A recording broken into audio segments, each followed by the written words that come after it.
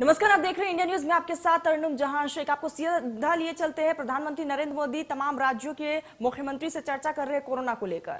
Collective approach अपनाई है, वही इस समय की जीत का मंत्र है। कोरोना संक्रमण को हम जितना सीमित रख पाएंगे, परेशानी उतनी ही कम होगी। हमें जागरूकता के फ्रंट पर साइंस आधारित जानकारियों को बल देने के साथ ही अपने मेडिकल इंफ्रास्ट्रक्चर को, मेडिकल मैन पावर को स्केल अप करते ही रहना पड़ेगा। साथियों, दुनिया के अधिकतर एक्सपर्ट्स का कहना है कि वेरिएंट चाहे कोई भी हो, कोरोना से लड़ने का सबसे कारगर हथियार वैक्सीन ही है। भारत में बनी वैक्सीन तो दुनिया भर में अपनी श्रेष्ठता सिद्ध कर रही है। ये हर भारतीय के लिए गर्व का विषय है कि आज भारत लगभग 92% वयस्क जनसंख्या को पहली डोज दे चुका है। देश में दूसरी डोज की कवरेज में भी 70% के आसपास पहुंच चुके हैं।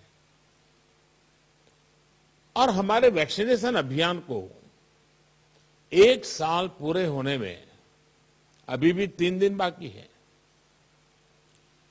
10 दिन के भीतर ही भारत अपने लगभग 3 करोड़ किशोरों का भी टीकाकरण कर चुका है। ये भारत के सामर्थ्य को दिखाता है, इस चुनौती से निपटने की हमारी तैयारी को दिखाता है। आज राज्यों के पास पर्याप्त मात्रा में वैक्सीन उपलब्ध है। फ्रंटलाइन वर्कर्स और सीनियर सिटीजन्स को प्रिकॉशन डोज जितनी जल्दी लगेगी, उतना ही हमारे हेल्थ केयर सिस्टम का सामर्थ्य बढ़ेगा। 100% टीकाकरण के लिए हर घर दस्तक अभियान को हमें और तेज करना है।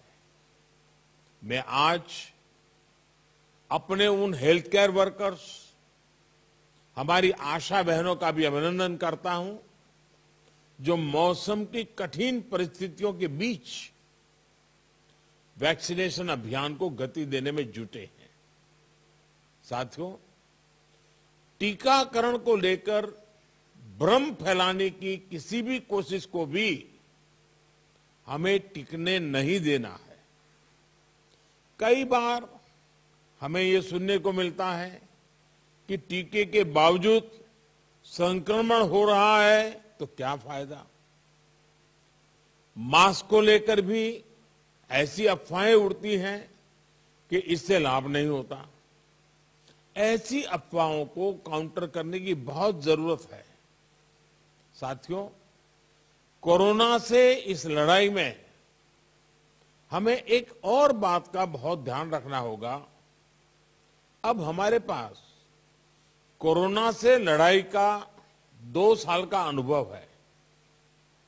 देशव्यापी तैयारी भी है। सामान्य लोगों की आजीविका, आर्थिक गतिविधियों को कम से कम नुकसान हो, अर्थव्यवस्था की गति बनी रहे, कोई भी रणनीति बनाते समय हम इन बातों को जरूर ध्यान में रखें। ये बहुत आवश्यक है। और इसलिए लोकल कंटेनमेंट पर ज्यादा फोकस करना बेहतर होगा। जहां से ज्यादा केस आ रहे हैं, जहां ज्यादा से ज्यादा और तेजी से टेस्टिंग हो, ये सुनिश्चित करना भी आवश्यक है। इसके अलावा हमें यह भी सुनिश्चित करना होगा कि होम आइसोलेशन में ही ज्यादा से ज्यादा ट्रीटमेंट हो सके। इसके लिए होम आइसोलेशन से जुड़ी गाइडलाइंस को, प्रोटोकॉल को, उसे फॉलो करना और स्थितियों के अनुसार इम्प्रोवाइज करना भी बहुत जरूरी है। होम आइसोलेशन के दौरान ट्रैकिंग और ट्रीटमेंट की व्यवस्था जितनी बेहतर होगी, उतना ही अस्पतालों में जाने की आवश्यकता कम होगी। संक्रमण का पता चलने पर लोग सबसे पहले कंट्रोल रूम में संपर्क करते हैं, इसलिए उचित रिस्पांस और फिर मरीज की लगातार ट्रैकिंग कॉन्फिडेंस बढ़ाने में बहुत मदद करती है। मुझे खुशी है कि कई राज्य सरकार इस दिशा में बहुत अच्छी तरह नए नए इनोवेटिव प्रयास भी कर रही है, प्रयोग भी कर रही है। केंद्र सरकार ने टेलीमेडिसिन के लिए भी काफी सुविधाएं विकसित की है।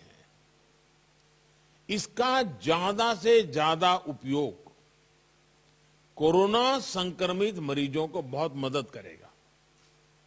जहां तक जरूरी दवाओं और जरूरी इंफ्रास्ट्रक्चर की बात है, तो केंद्र सरकार हर बार की तरह हर राज्य के साथ खड़ी है।